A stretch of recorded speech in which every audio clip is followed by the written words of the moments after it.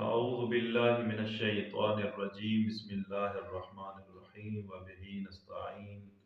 وهو خير ناصر ومعين مومنین کرام السلام علیکم ورحمۃ اللہ وبرکاتہ۔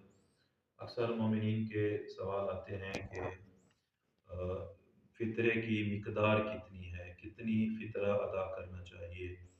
تو اس سوال کا جواب یہ ہے کہ تقریباً ایک سا جو کہ تقریباً 3 کلو بنتا ہے، اور کس کس چیز سے نکالا جا سکتا ہے، یعنی گندم سے نکالا جائے، چاول دیے جائیں، کھجور دی جائے، کشمش دی جائے، کس چیز سے فطرہ ادا کیا جائے۔ تو آیت اللہ سستانی دامت برکاتہ کے فتوے کے مطابق وہ چیز جو آپ کے شہر میں زیادہ رائج ہے، یعنی اگر آپ لوگ زیادہ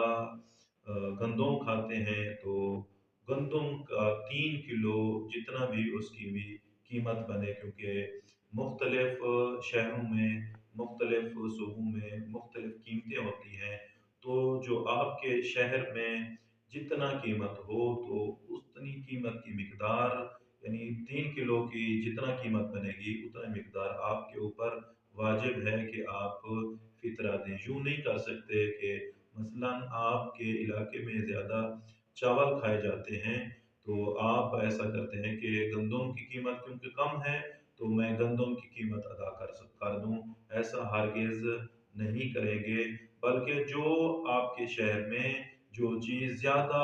استعمال کی جاتی ہے، جو زیادہ کھائی جاتی ہے، آپ اس چیز کی فطرہ دیں گے، اور فطرہ بھی تقریباً 3 کلو دینا واجب ہے۔ 3 کلو گندم دے دیں، آپ کی مرضی ہے،